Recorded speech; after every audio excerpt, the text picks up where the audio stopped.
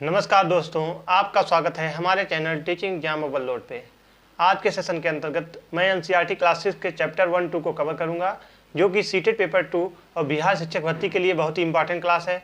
यहाँ से हर बार प्रश्न बनते हैं, तो जो बिहार शिक्षक भर्ती की तैयारी कर रहे हैं साइंस वाले स्टूडेंट, आपके लिए भी ये क्लास बहुत इंपॉर्टेंट है, क्योंकि बिहार शिक्षक भर्ती में साइंस से 6 to 10 एनसीईआरटी से ही प्रश्न पूछे जाते हैं। वहीं सीटेट पेपर 2 में भी साइंस से तैयारी करने वालों स्टूडेंट के लिए यह क्लास बहुत ही इंपॉर्टेंट है, तो आप लोग ध्यान से देखिएगा। वहीं आज का सेशन स्टार्ट करने के पहले हमारे चैनल को लाइक एवं सब्सक्राइब कीजिए। चलिए आज का सेशन स्टार्ट करते हैं। आज का पहला लेसन है भोजन या कहाँ से आता है। तो यहाँ से जो मेन इंपॉर्टेंट टॉपिक हैं उसको मैंने हाईलाइट किया हुआ है, उसे ही हमें पढ़ना है। चलिए सबसे पहले देखते हैं। तो पहला हाईलाइटेड टॉपिक है, अपने भोजन में हम अनेक प्रकार की चीज़ें खाते हैं। खाने के सभी चीज़ें किससे बनी हैं? पके चावल के बारे में सोचो। हम कच्चा चावल लेते हैं, उसे पानी में उबालते हैं। इसे तैयार करने में हमें 2 पदार्थों या संगठनों की आवश्यकता होती है। पहला टॉपिक यहाँ से बनता है, हम भोजन में अनेक प्रकार की चीज़ें खाते हैं। खाने की या सभी चीज़ें किससे बनी हैं? पके चावल के बारे में सोचो। हम कच्चा चावल लेते हैं, उसे पानी में उबालते हैं। इसे तैयार करने में हमें 2 पदार्थों या संगठनों की आवश्यकता होती है। चलिए आगे देखते हैं।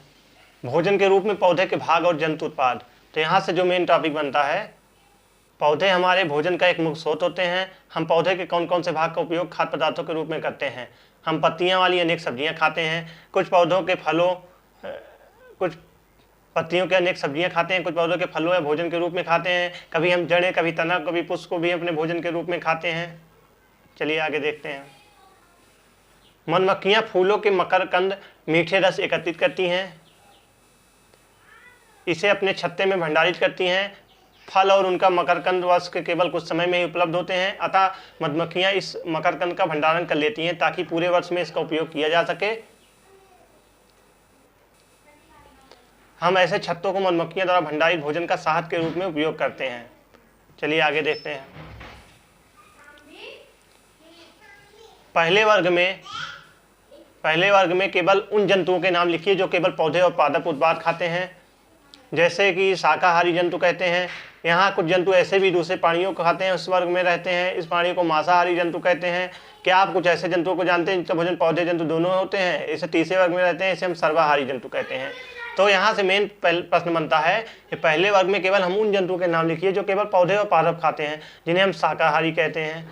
और यहाँ कुछ जंतु ऐसे भी होते हैं जो दूसरे प्राणियों को खाते हैं, उन्हें दूसरे वर्ग में रखते हैं। इन प्राणियों को मांसाहारी जंतु कहते हैं। क्या आप कुछ ऐसे जंतुओं के नाम भी बता सकते हैं जिनका भोजन पौधे जंतु दोनों ही होते हैं? इन्हें हम तीसरे वर्ग में रखते हैं, इसे सर्वाहारी जंतु कहते हैं। चलिए आगे बढ़ते हैं। तो यहाँ से जो मेन सारांश बनता है पेपर का, भारत के विभिन्न प्रदेशों में खाए जाने वाले भोजन में बहुत अधिक विविधता होती है। हमारे भोजन में मुख्य स्रोत पौधे तथा जंतु हैं। जो जंतु केवल पादप खाते हैं उन्हें शाकाहारी कहते हैं। जो जंतु केवल जंतुओं को खाते हैं उन्हें मांसाहारी कहते हैं। जो जंतु पादप तथा दूसरे प्राणी दोनों को खाते हैं उन्हें हम सर्वाहारी कहते हैं। तो ये लेसन का पूरा सारांश था, यहीं से प्रश्न बनते हैं। चलिए लेसन 2 देखते हैं। अगला लेसन है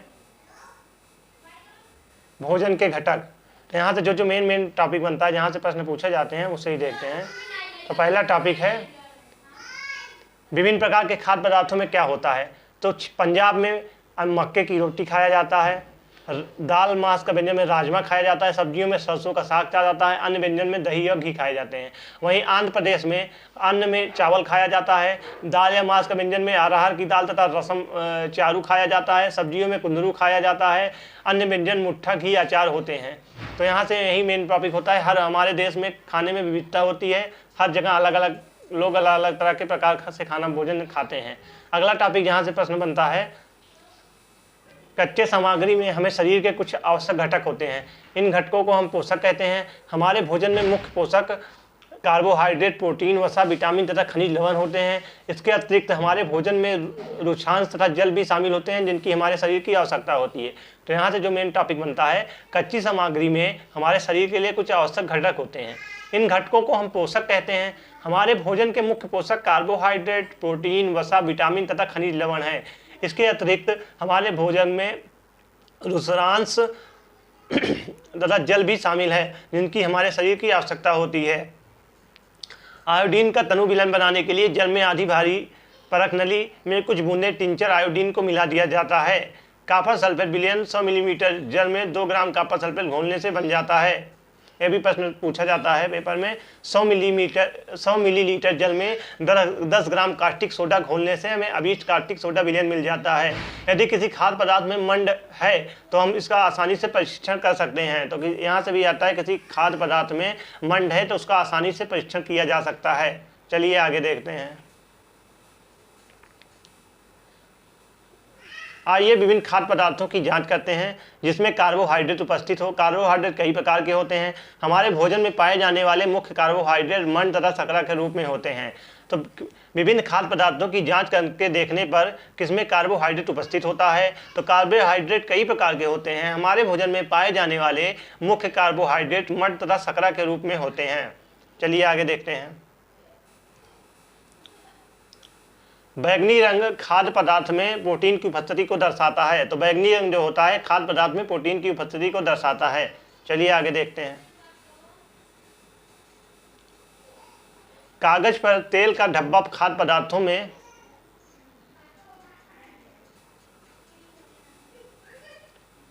कागज का तेल का धब्बा खाद्य पदार्थों में वसा की उपस्थिति दर्शाता है। खाद्य पदार्थ में कभी कभी जल की भी कुछ मात्रा हो सकती है। इस दशा में इन कार्बोहाइड्रेट ऊर्जा देने वाले भोजन भी कहते हैं। कार्बोहाइड्रेट भोजन को ऊर्जा देने वाले भोजन भी कहा जाता है। तो कार्बोहाइड्रेट युक्त भोजन को ऊर्जा देने वाली भोजन भी कहते हैं। जैसे कुछ स्रोत दिए गए हैं, शकरकंदी, आलू, गन्ना, पपीता, तरबूज, आम, गेहूं, चावल, बाजरा आदि कार्बोहाइड्रेट के कुछ स्रोत हैं।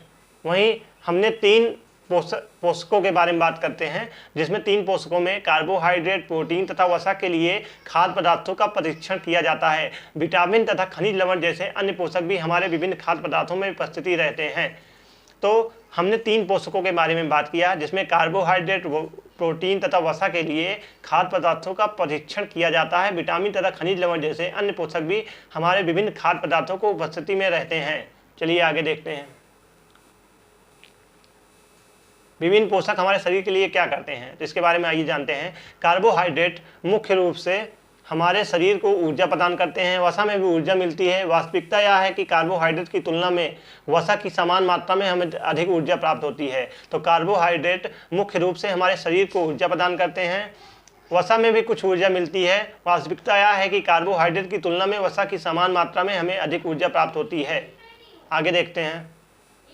वसा और प्रोटीन की आवश्यकता शरीर की वृद्धि और स्वास्थ्य के लिए होती है। प्रोटीन युक्त भोजन को पाया शरीर वर्धक भोजन कहते हैं। तो प्रोटीन युक्त भोजन को पाया शरीर वर्धक भोजन कहते हैं। विटामिन रोगों से हमारे शरीर की रक्षा करते हैं। विटामिन हमारे आंख, अस्थियां, दांत तथा मसूड़ों को स्वस्थ रखने में भी सहायता करते हैं।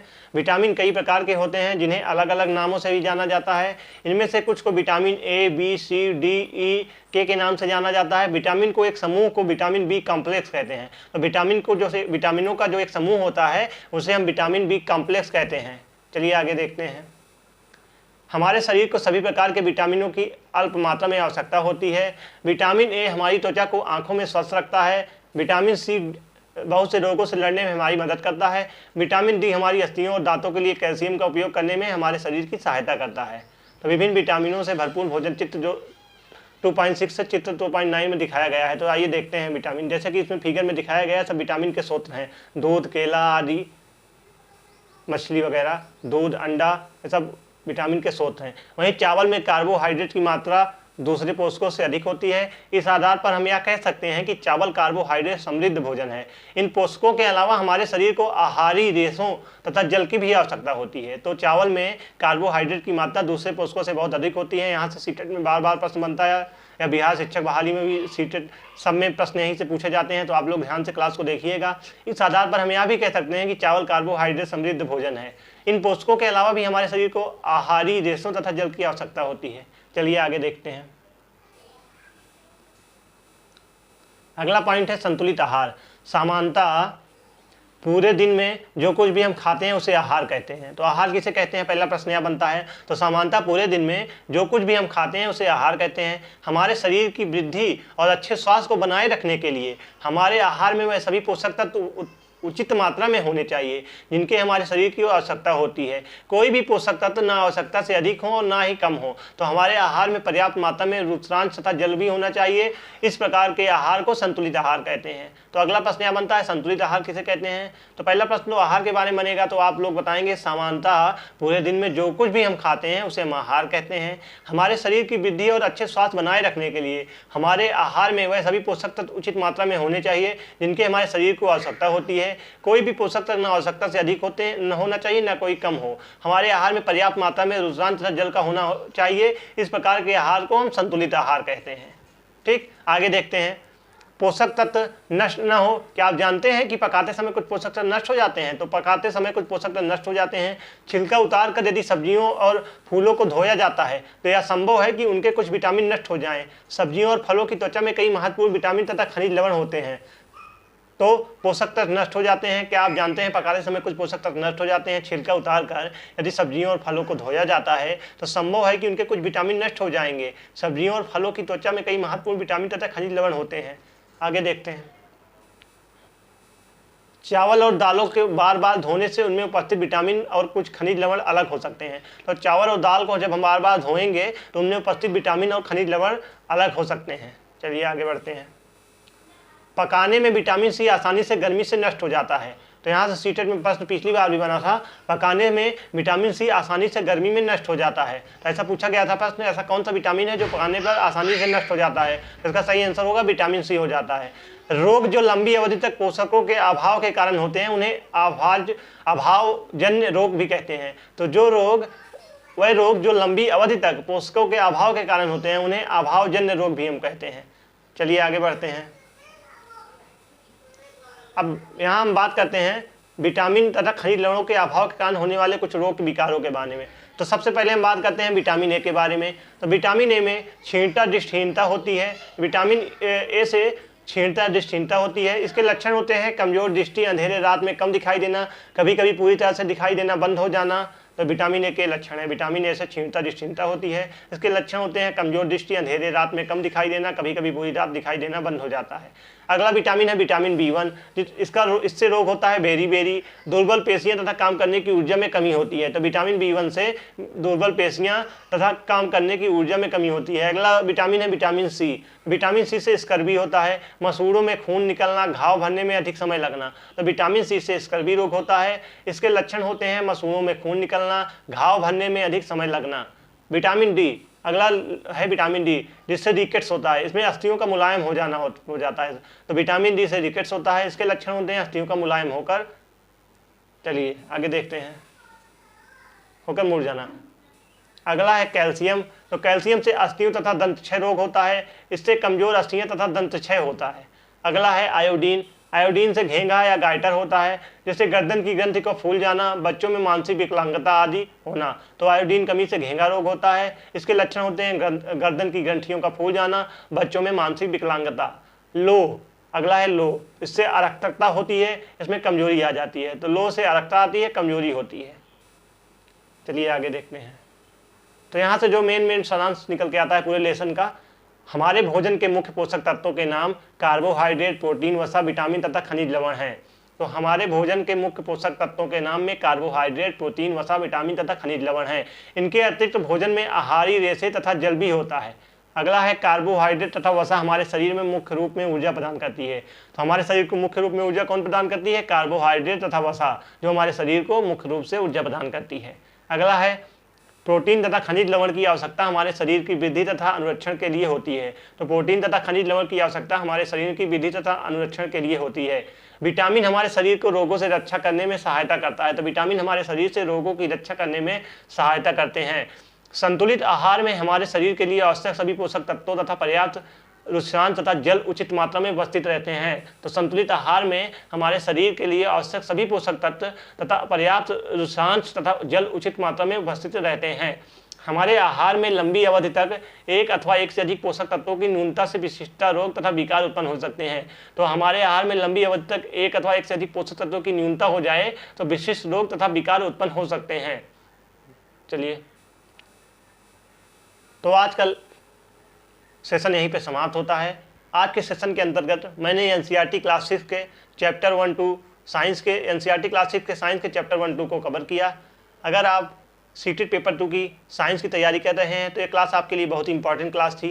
वहीं बिहार शिक्षक भर्ती में भी जो साइंस से पेपर देंगे उन सभी के लिए यह क्लास बहुत ही इंपॉर्टेंट है, क्योंकि बिहार शिक्षक भर्ती में 6 to 10 एनसीईआरटी से ही प्रश्न पूछे जाते हैं। तो ये क्लास सीटेट पेपर 2 के लिए तो महत्वपूर्ण थी ही साथ बिहार शिक्षक भर्ती के लिए भी बहुत महत्वपूर्ण क्लास थी। तो अगर आप सीटेट एनसीईआरटी या एनसीईआरटी का संपूर्ण निचोड़ की क्लास देखना चाहते हैं तो हमारे चैनल को लाइक सब्सक्राइब कर लीजिए, क्योंकि हमारे चैनल पर एनसीईआरटी का संपूर्ण निचोड़ कराया जा रहा है। आज से साइंस की क्लास स्टार्ट कर दी है मैंने। वहीं एसएसटी की क्लास पहले से विपुल सर करवा रहे हैं। ईवीएस के अंतर्गत मैंने क्लास 3rd 4th को खत्म कर दिया है। 5th के चैप्टर 1st 2nd 3rd को भी कवर कर लिया है। तो आप लोग हमारे चैनल के साथ जुड़े रहिए, हमारे चैनल को लाइक और सब्सक्राइब कीजिए। आज का सेशन यहीं पे समाप्त करते हैं, कल फिर मिलते हैं किसी नए सेशन के साथ। तब तक के लिए धन्यवाद।